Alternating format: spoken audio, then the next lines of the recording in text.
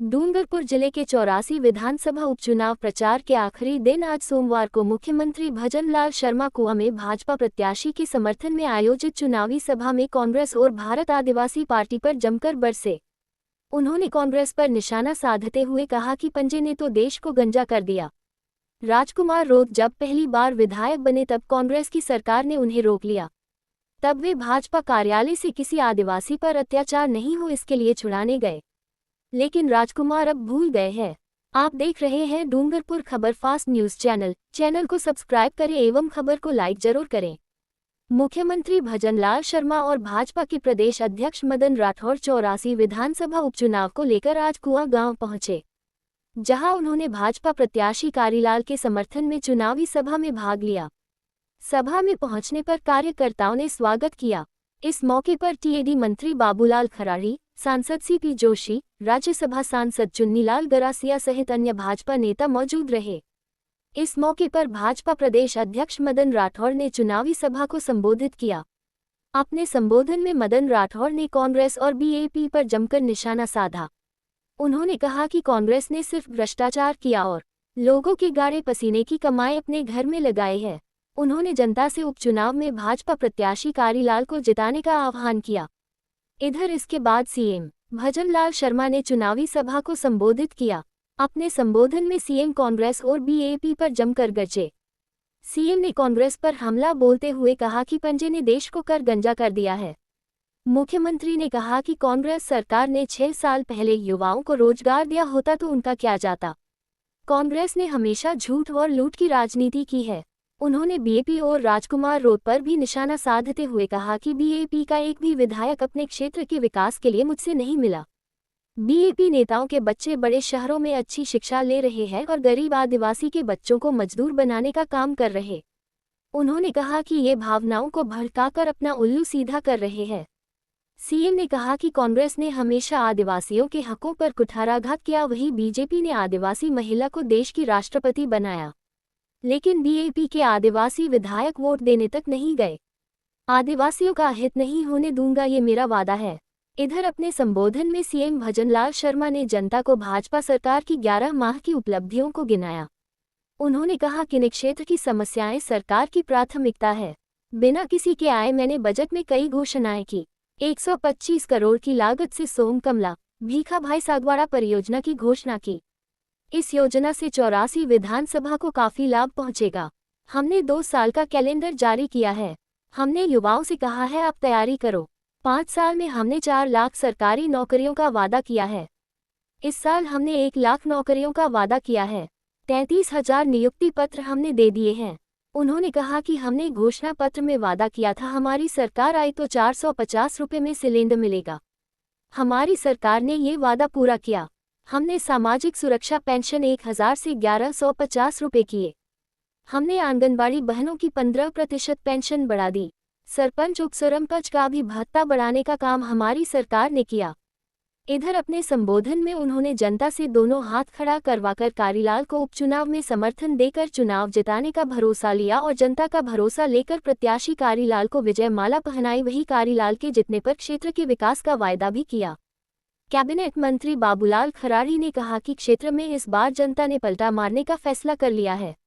उन्होंने भारत आदिवासी पार्टी नेताओं के खिलाफ निशाना साधते हुए कहा कि 8वीं 10वीं पास युवाओं को नौकरी देने का वादा किया था, लेकिन नौकरी का वादा पूरा नहीं कर सके और युवाओं के हाथों में लठ पत्थर पकड़ा पत्थरबाज बना दिया। नेताओं का कुछ नहीं बिगड़ा, उस गरीब परिवार का नुकसान हुआ जिनका लड़का बहकावे में आकर गलत रास्ते पर चल पड़ा है। उन्होंने कहा कि सरकार के पास विकास के लिए बजट की कमी नहीं है।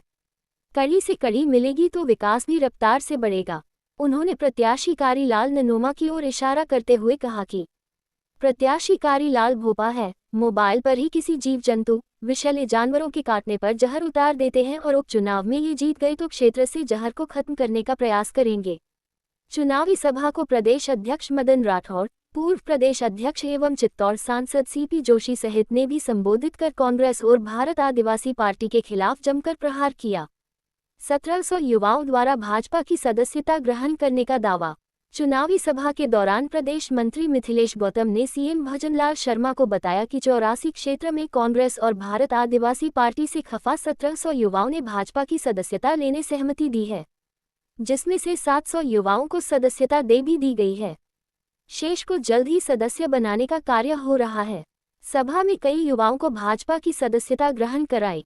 इस दौरान प्रदेश अध्यक्ष मदन राठौड़, पूर्व प्रदेश अध्यक्ष सीपी जोशी, कैबिनेट मंत्री बाबूलाल खराड़ी, पूर्व सांसद कनकमल कटारा, पूर्व कैबिनेट मंत्री महेंद्रजीत सिंह मालविया, पूर्व मंत्री सुशील कटारा, जिलाध्यक्ष हरीश पाटीदार, सागवाड़ा विधायक शंकर लाल डेचा, राज्यसभा सांसद चुन्नीलाल गरासिया, प्रदेश मंत्री अनिता कटारा, प्रदेश मंत्री मिथिलेश गौतम, जिला प्रभारी कमलेश पुरोहित, जनजाति मोर्चा प्रदेश अध्यक्ष नारायण मीणा, ओबीसी प्रकोष्ठ प्रदेश अध्यक्ष चंपालाल गैदा, गढ़ी विधायक कैलाश मीणा, पूर्व मंत्री पुष्पेंद्र सिंह, प्रदेश उपाध्यक्ष हेमराज मीणा, पूर्व सांसद धन सिंह रावत, जिला प्रमुख सूर्या आहारी, प्रत्याशी कारीलाल ननोमा, राजेश पाटीदार, दीनदयाल सिंह चौहान, हकरू मैडा, जिला महामंत्री नानूराम परमार, कांतिलाल दामोर, हिम्मतराम कटारा, सरपंच संघ ब्लॉक अध्यक्ष कांतिलाल आहारी, भगवती बामनिया, रमिला, कांता देवी, सीमा देवी मैडा, शर्मिला दामोर, अंबा देवी, इंदुबाला बरजोर,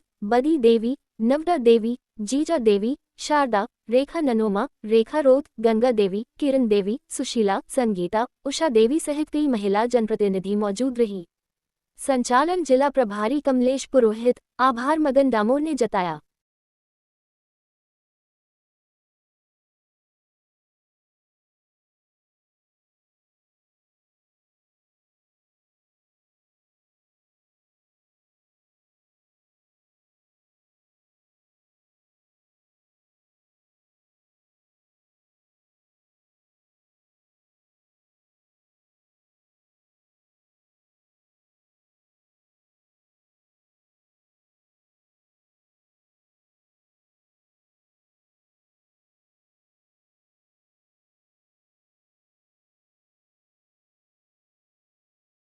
मुझे पता है कि मैं आज जिस भूमि पर खड़ा हूं, ये 84 के गांव-गांव में संतों की वाणी और उनके उपदेश देने को जन जन तक पहुंचाने वाली वो भजन मंडलियां जो है, मैं उन भजन मंडली में जो हमारे लोग हैं उनको भी नमस्कार करता हूं, उनको भी मैं प्रणाम करता हूं।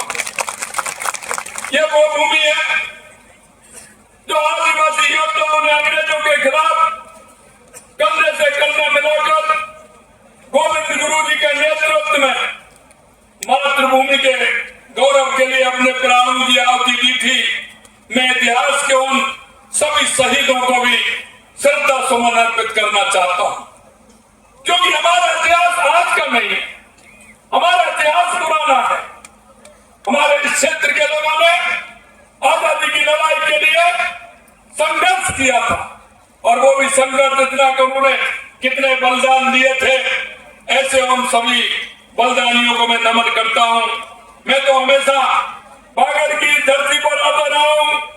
प्रकृति की कोख में बसा ये बागड़ राजस्थान के मस्तक पर मुकुट के समान है, और मुकुट के समान इसलिए है क्योंकि यह क्षेत्र हरा भरा क्षेत्र है, पानी की प्रचुर मात्रा है। मैं इसलिए मेरे भाई और बहनों कहना चाहता हूं कि जब से हमारी 11 महीने हमारी सरकार के हुए, अगर सबसे ज्यादा अगर मैं आया हूं तो इस बागड़ की धरती पर आया हूं, बागड़ की धरती पर आया हूं। इसलिए मैं कहना चाहता हूं, हमने अपनी सरकार की प्राथमिकता बागड़ की धरती को प्रथम स्थान दिया है। भाजपा की सरकार राजस्थान के विकास के लिए प्रतिबद्ध है, इसलिए हमने सरकार बनने के साथ हर एक क्षेत्र में प्रभावी तरीके से काम किए हैं। मैं आपको बताना चाहता हूं, और आपको मैं इसलिए बताना चाहता हूं कि 84 विधानसभा क्षेत्र में पानी के लिए हमने बजट की घोषणा की थी। मैं आपसे पूछना चाहता हूं, कोई मेरे पास गया था क्या? आप में से कोई गया था क्या? अगर उन जनप्रतिनिधियों से भी कहना चाहता हूं, मैं आपसे कहना चाहता हूं, आज तक वो जनप्रतिनिधि एक भी दिन मेरे पास नहीं आए, एक भी दिन मेरे पास नहीं। लेकिन मैंने 125 करोड़ की लागत से सोम कमला अम्मा भीकाबाई सागवाड़ा फीडर परियोजना की घोषणा की है। इसमें सागवाड़ा तहसील हेतु सोम कमला अम्मा बांध के अब से जल को फीडर के माध्यम से लाया जाएगा। इससे माही के तेल तक पानी पहुंचेगा और 84 को इसका लाभ मिलेगा। उदयपुर के लिए देवास परियोजना, पूर्वी राजस्थान के लिए ERCP की योजना, शेखावाटी के लिए यमुना जल समझौता हमारी राजस्थान की पानी की प्राथमिकता रही। अगर मैं रोजगार की बात करूं, क्योंकि युवाओं की बात आती और मैं चाहता कि युवाओं की बात आती है तो आपने देखा होगा हमने 2 साल का कैलेंडर जारी किया है। हमने कहा युवाओं से आप मेहनत करिए, आपको रोजगार मिलेगा। 5 साल में हमने 4 लाख सरकारी नौकरियों का वादा किया है और इस साल हमने पहली साल में 1 लाख नौकरियों का वादा किया है। 33,000 नियुक्ति पत्र हमने दे दिए। आने वाले समय में लगातार आपको नियुक्ति पत्र हमारे युवाओं को मिलेंगे और आने वाली नियुक्ति देने का काम हमारी सरकार करेगी। आपने देखा होगा कैबिनेट में भी हमने 90,000 वैकेंसियों को मंजूरी दी है। मैं आपसे कहना चाहता हूं मेरे भाई और बहनों, मैंने जब मेरे पास आया कि चतुर्थ श्रेणी कर्मचारी के 60,000 पद खाली है, तो मैं आपसे पूछना चाहता हूं ये 60,000 पद क्या 11 महीने में खाली हो गए? मैं आपसे पूछना चाहता हूं कि 11 महीने में खाली हो गए? ये रिक्तियों का 11 महीने की है। 23,000 सफाई कर्मियों की नियुक्ति के 11 महीने की है। 7,000 ड्राइवरों की भर्तियों के 11 महीने की है। मैं उन सरकारों से कहना चाहता हूं जिन्होंने उस गरीब का और किसान का दर्द नहीं जाना, उनके उन युवाओं का दर्द नहीं जाना। अगर ये 5 साल 4 साल 6 साल पहले अगर ये हमारे उन युवाओं को नौकरी दे देते तो इनका क्या जाता, मैं ये पूछना चाहता हूं। क्योंकि इनकी नीयत में खोट था। कांग्रेस ने हमेशा इसी तरह का काम किया है। उसने झूठ और लूट की राजनीति की है, उन्होंने भ्रष्टाचार की राजनीति की है। इसलिए वो किसान के उस बेटे को, मजदूर के उस बेटे को रोजगार नहीं देना चाहते थे। मैं कहना चाहता हूं मेरे भाई और बहनों, हमने आपसे जो 11 महीने पहले हम आपको बीच में आए थे वोट लेने के लिए, वोट मांगने के लिए, हमारे संकल्प पत्र में हमने आपसे वादा किया था कि हमारी सरकार आएगी तो 450 रुपए में सिलेंडर देंगे। मैं आपको कहना चाहता हूं 15 दिसंबर को हमने शपथ ली थी हमारी सरकार ने और 1 जनवरी को 450 रुपए में सिलेंडर करने का काम हमारी सरकार ने किया। यह मैं आपको बताना चाहता हूं। हमने सामाजिक सुरक्षा पेंशन जो 1,000 रुपए थी उसको 1150 रुपए का करने का काम हमारी सरकार ने किया। यही नहीं, हमारी आंगनबाड़ी की जो बहनें थी उनकी भी 15% पेंशन बढ़ाने का काम किया। हमारे चाहे सरपंच हो, पंचायत समिति के सदस्य हो, पंच हो, उन सभी का भत्ता बढ़ाने का काम हमारी सरकार ने किया। प्रधानमंत्री मातृ वंदन योजना के तहत गर्भवती एवं धात्री महिलाओं को दी जाने वाली राशि को 5,000 से बढ़ाकर 6,500 रुपए का काम हमारी सरकार ने किया। राजस्व के संपूर्ण स्तरीय CLFT गतिविधियों का संचालन के लिए स्वयं के भवन की आवश्यकता हमने देखी और हमने उनकी घोषणा की। और मैं इस प्रकार से उदयपुर के सांसद द्वारा सलूमर विधानसभा क्षेत्र में सगुन संगठन भवनों के लिए भवन निर्माण की स्वीकृति हमने जारी की है।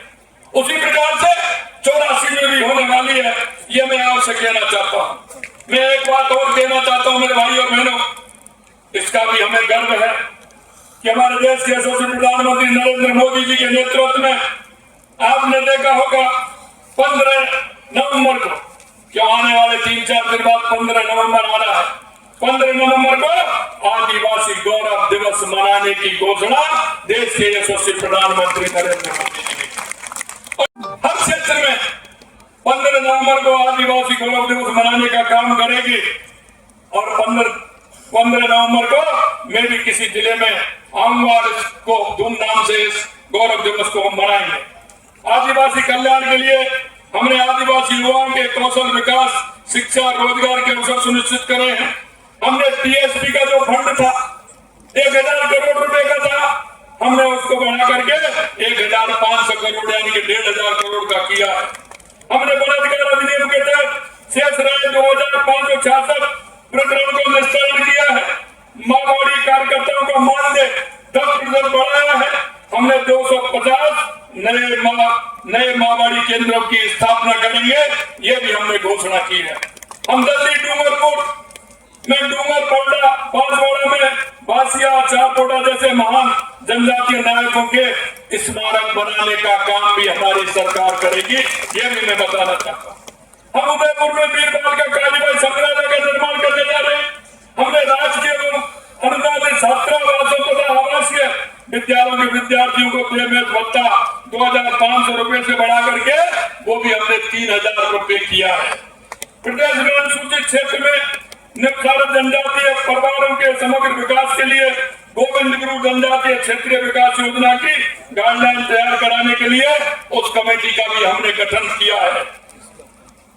मैं आपसे एक ही बात कहना चाहता हूं, क्योंकि मैंने देखा था आपके यहाँ के अभी जो सांसद विधायक थे, पिछली बार में प्रदेश का महामंत्री हुआ करता था संगठन का, लेकिन जब मैंने देखा टीवी पर खबर चल रही थी कि एक आदिवासी विधायक को कांग्रेस की सरकार के इशारे पर उनको जाकर के घेर लिया है और घेर करके उनके साथ जबरदस्ती कर रहे हैं, उनको ले जाने का काम कर रहे हैं। मित्रों, मैं कार्यालय में बैठा था, जब मेरे को मालूम पड़ा तुरंत गाड़ी लेकर के मैं वहां से निकला और जब मैंने वहां जाकर के देखा राजकुमार रोती बाहर खड़े थे और उनकी गाड़ी की चाबी निकाल ली थी। मेरा कोई संबंध नहीं था, मेरा संबंध सिर्फ इतना था कि मेरे आदिवासी भाई को कोई परेशान कर रहा है, कांग्रेस के लोग उस पर दबाव डाल रहे हैं। तुरंत जाकर के मैं गया और उनको छुड़वाया, हमारे भारतीय जनता पार्टी के कार्यकर्ता बुलवाए और ये काम किया। मित्रों, मैं कहना चाहता हूँ इन आदिवासी भाइयों के लिए हमेशा से हमारी सरकार ने काम किया है और हमने काम किया है। मेरे भाइयों बहनों, वो कहते हैं कि हम ये कर देंगे, अरे उन्होंने कुछ किया है क्या? मैं आपको बताना चाहता हूँ 11 महीने हमारी सरकार को हो गए, लेकिन जिसकी वो बात करते हैं एक भी व्यक्ति मेरे पास आपके विकास के लिए आज तक कोई नहीं आया, आज तक कोई नहीं आया। क्या करना चाहते हैं आप? इस क्षेत्र को क्या बनाना चाहते हैं आप? आदिवासी हितों के विरोधी लोगों की गतिविधियां आप छुपी नहीं है। हमें पता है यहाँ से योजना मॉडल बनाकर लोगों को दूसरे स्थान पर भेजा जाता है और आगे ब्रेन बात करके वापस लाया जाता है। मेरे भोले भाले आदिवासियों को इस तरह से मत करिए। मैं कहना चाहता हूं, हे मेरे मुल्क के मालिक, जरा उठ खड़ा हो और ऐसे स्वार्थी लोगों को जरा देख लो जो उनके बच्चे किसी का उदयपुर पढ़ रहा है तो किसी का जयपुर पढ़ रहा है, किसी का सीकर पढ़ रहा है तो किसी का कोटा पढ़ रहा है। लेकिन मैं कहना चाहता हूं मेरे उस गरीब आदिवासी के मेरे भाई बहन को ये क्या सिखा रहे हैं, आपको देखना पड़ेगा, आपको देखना पड़ेगा। उनको क्या शिक्षा देना चाहते हैं? अरे आप तो अपने वोट के लिए गुजरात जाना चाहते हैं, आप गुजरात गए, वो मजदूर करते हैं, उनके पास जाते हैं, उनसे बात करते हैं। अरे भाई, जब जहां राजस्थान में रोजगार नहीं मिलेगा तो वो दूसरी जगह जाएगा। कभी आपने आदिवासी भाइयों की चिंता की है क्या? आपने कभी चिंता की है क्या? मैं आपसे कहना चाहता हूं मेरे भाई और बहनों, जरा समझिए, ये वो लोग हैं जो सरकारी नौकरी भी कर रहे हैं और आपके बच्चों को दूसरे स्थान पर भेजने का काम कर रहे हैं। ऐसे लोगों से सावधान रहने की आवश्यकता, सावधान रहने की। किसी बात को लेकर के मेरे से संपर्क नहीं किया, क्योंकि उनको पता है कि अगर आदिवासी भाइयों के अगर छोटे बेटे और बेटियां पढ़ जाएंगी तो इनको कोई पूछने वाले नहीं है। ये भावनाओं को भड़का करके ये अपना काम सीधा करना चाहते हैं। और मैं ये भी कहना चाहता हूं, हमारी वो भी नजर है कि वो उन लोगों को, आदिवासी भाइयों को क्या सिखाने का काम कर रहे हैं। मैं आपसे हाथ जोड़ करके निवेदन करना चाहता हूं मेरे भाई और बहनों, ये हमारे बागड़ की भूमि है, ये उपजाऊ भूमि है। मुझे पता है कि आप खेती करते हैं, छोटी छोटी खेती है, इस तरह से आप काम चलाते हैं। जिस दिन से 11 महीने हुए हैं, मैंने लेकर के सभी योजनाओं को, चाहे वो पानी की योजना हो, चाहे उद्योग की योजना हो, और मैं स्पष्ट कहता हूं, कोई भी अधिकारी मेरे से पूछता है कि पानी की विपुलता है, बांसवाड़ा डूंगरपुर के अंदर आप उद्योग लगाइए, मां मेरा आदिवासी, जिससे उसको रोजगार मिले, उसको कहीं दूसरी जगह जाना नहीं पड़े। और मैं आपको विश्वास दिलाना चाहता हूं, आपने देखा होगा अभी कह रहे रेल लाइन किसके राज में आई है, आपका हाईवे किसने बनाया है, आपकी पानी की व्यवस्था कौन कर रहा है। मैं आपसे कहना चाहता हूं, ये देश के यशस्वी प्रधानमंत्री नरेंद्र मोदी जी के नेतृत्व में हमारी सरकार पूर्ण रूप से काम कर रही है। मैं आपको विश्वास दिलाता हूं, और मैं क्योंकि मैं जानता हूं, मैं आपके दर्द को जानता हूं, मैं भी एक किसान का बेटा हूं, मैं भी एक छोटी काश्तकार करता हूं, इसलिए मैं आपके दर्द को जानता हूं कि आप बेटे को पढ़ने के लिए किस तरह से भेजते हैं, कहां से पैसा लाते हैं, क्या उम्मीदें होती हैं। हमारी माता बहनें अपने पुत्र से पुत्री से क्या उम्मीद रखती हैं, लेकिन वो रास्ता दूसरा दिखा रहे हैं। वो इसलिए दिखा रहे हैं कि वो भी पढ़े लिखे हैं, बच्चे बाहर पढ़ रहे हैं, हम पढ़ते रहे, हमारी पूछ ऐसी होती रहे और ये आदिवासी भाई इस तरह से भटकता रहे, ये काम वो करना चाहते हैं। आदिवासी की भलाई के लिए मैं कुछ भी कर सकता हूं। आप कोई मामूली लोग नहीं है, आपके पुरखों ने देश की आजादी के आंदोलन में प्राण दिए हैं। अंग्रेजों के खिलाफ लड़ते हुए गोविंद गुरु के नेतृत्व में हजारों आदिवासी भाइयों ने जलियांवाला बाग का हत्याकांड है, उससे बड़ा हत्याकांड मानगढ़ धाम में हुआ था। मानगढ़ धाम में मेरे भाई और बहनों, कुछ लोग आदिवासी भाई बहनों को बहरा बुझला करके गलत रास्ते पर ले जाना चाहते हैं। मैं आपसे निवेदन करना चाहता हूं, अगर वो बात करते हैं तो मैं भी कहना चाहता हूं आपसे, आप मांगिए क्या मांगना चाहते हैं अपने बच्चों के लिए। आपके बच्चों को एजुकेशन भी देंगे, किताब भी देंगे, स्कूल भी बनवाएंगे, कॉलेज भी बनवाएंगे, खेल मैदान भी बनवाएंगे।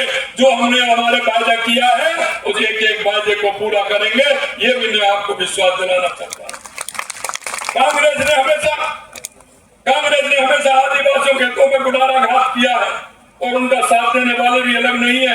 आदिवासियों के हितों के नाम पर वोट मांगने वाले दूसरे दल को भी जवाब देना चाहिए कि पिछली कांग्रेस सरकार में आपका हिस्सा था, क्योंकि आपको पता है हमने तो बचाने का काम किया, लेकिन इन्होंने जब हमारी देश की माननीय सम्मानीय राष्ट्रपति जी का चुनाव आया था, तो आप अपने आदिवासी भाइयों को पूछिए कि इन्होंने वोट किसको दिया, वोट किसको दिया। आपसे वोट मांगते हैं तो किस तरह की बात करते हैं। देश के यशस्वी प्रधानमंत्री नरेंद्र मोदी जी ने एक आदिवासी महिला सम्मानीय हमारी राष्ट्रपति द्रौपदी मुर्मू जी को यह गौरव प्रदान किया, लेकिन मैं कहना चाहता हूं इन्होंने वोट किसको दिया, जरा पूछ तो लीजिए कि इन्होंने किसको वोट दिया, किस तरह से वोट दिया, राज्यसभा में किसको वोट दिया। जरा इनसे बात करिए और वो वोट कैसे दिया ये भी उनसे पूछिए। मेरे भाइयों और बहनों, सिवाय इनका अपना हित साधने के दूसरा कोई काम नहीं है। इनका घेरा, इनका अपमान किया था तो हम ही गए थे, और नहीं हो तो उनको पूछ लेना कि कौन आया था। अभी मेरे को मिले थे, कह रहे थे आपसे पहली मुलाकात, मेरी मुलाकात नहीं थी। मेरे से कह रहे थे आपसे पहली मुलाकात जब हुई थी जब कांग्रेस के लोगों ने मेरे को घेर लिया था, आप मेरे को छुड़ाने के लिए आए थे। मैं इसलिए नहीं, मेरे आदिवासी भाई पर किसी तरह का कुठाराघात होगा, आज भी मैं आपके बीच में आऊंगा, चल करके आऊंगा, लेकिन आदिवासियों का हित नहीं होने दूंगा, ये मैं आपको विश्वास दिलाता हूं।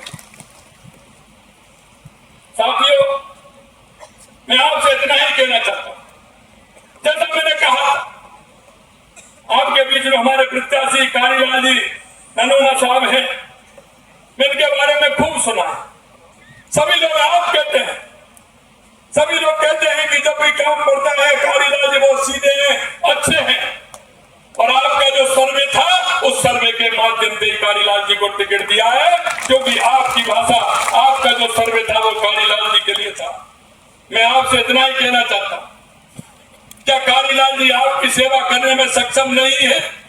बताइए, क्या कालीलाल जी आपकी सेवा कर सकते हैं कि नहीं कर सकते? कर सकते हैं कि नहीं कर सकते? तो एक ऐसे भोले भाले सीधे आदमी को जो आपके बीच का है,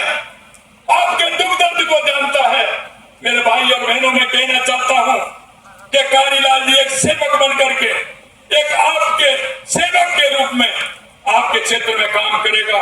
इसलिए मैं आप सभी से आग्रह करना चाहता हूं कि इसको मौका देते हुए भाई कारीलाल जी को 13 तारीख को ज्यादा से ज्यादा वोट दे करके इनको विजयी बनाए। मैं आम मन से अपील करना चाहता हूं, जैसा मैंने कहा, मैं एक बात कहना चाहता हूं, हम कोई भी सामान लेने के लिए जाते हैं, बाजार के अंदर जाते हैं, कोई भी सामान लेके जाते हैं, अरे 10 रुपए की 20 रुपए की अगर हम हांडी भी लेना चाहते हैं तो उसको ठोक बजा के देखते हैं कि नहीं देखते? ये तो बताइए, देखते हैं कि नहीं देखते? हमारी माता बहनें लेने के लिए जाती है, देखती कि नहीं देखती?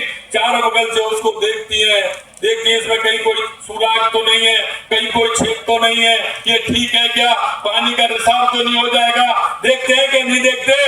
मैं आपसे कहना चाहता हूं, किसी भावना में नहीं बहना है, आपको अपना जनप्रतिनिधि चुनना है और जनप्रतिनिधि वो चुनना है जो आपके काम आ सके, दिन रात आपकी मेहनत कर सके, आपकी सेवा कर सके।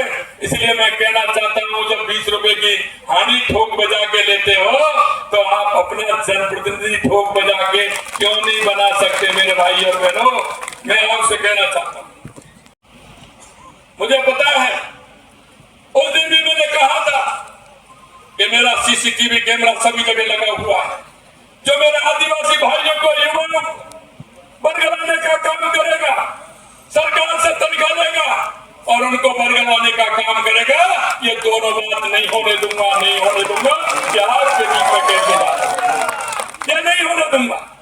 और उनको सचेत भी करना चाहता हूं कि मेरे आदिवासी भाइयों को और इस धरती को आप पवित्र बनाइए, मेरे उस युवा को नौकरी लगे, रोजगार मिले, यहां मिले रोजगार की बात करिए, ये बात मत करिए अरे ये तो वो लोग हैं जो हमेशा से सनातन का झंडा उठाते हुए देश और समाज के लिए अपने आप को कुर्बान कर दिया। आप उनकी बात करते हैं, आप इस तरह की भावनाओं को भड़का करके नहीं कर सकते। मैं आपसे कहना चाहता हूं मेरे भाई और बहनों, आपके पास मेरा नंबर है, नंबर भी मैं दूंगा। इस तरह के लोगों को आपको भी बताना है, आपको भी बताना है। अगर इस तरह के लोग होंगे तो हमारी सरकार किसी कीमत पर बख्शने वाली नहीं है। ये भी मैं आपसे कहकर के जा रहा हूं।